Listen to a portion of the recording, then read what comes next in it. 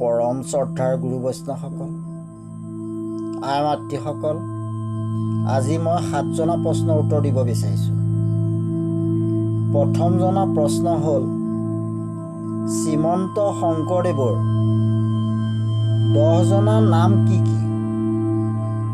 শ্ৰীমন্ত শংকৰদেৱৰ 10 জনা নাম হ'ল শ্ৰীশংকৰ, গংগাধৰ, ইষ্টদেৱ, হৰি, মহাপুৰুষ, গুৰু, আতা, ডেকাগিৰি, গৃহস্থ, আচাৰ্য।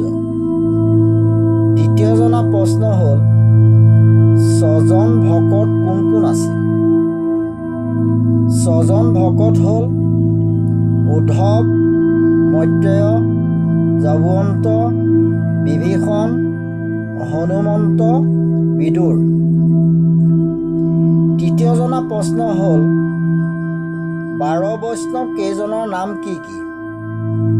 12 বৈষ্ণৱ কেইজনৰ নাম হ'ল নাৰদ, প্ৰহ্লাদ, ভীষ্ম, শুক, মনু, হৰ, ব্ৰহ্মা, বলি, যম, জনক, কপিল, কুমৰ। চতুৰ্থ জনা প্ৰশ্ন হ'ল, 14 পাৰিষদ কেইজনৰ নাম কি কি?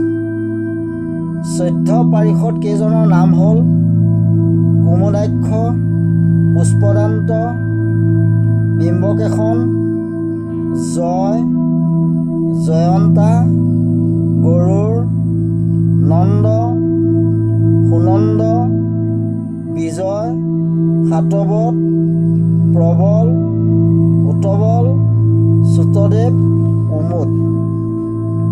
পঞ্চম জনা প্ৰশ্ন হ'ল, 14 শাস্ত্ৰ কেইখনৰ নাম কি কি? 14 শাস্ত্ৰ কেইখনৰ নাম হ'ল শিক্ষা, কল্প, জ্যোতিষ, মীমাংসা, নীতি, দণ্ড, ব্যাকৰণ, আয়ুৰ্বেদ, স্মৃতি, নিৰুক্ত, গান্ধৰ্ব, ধনুৰ্বেদ, কাব্য, ছন্দ।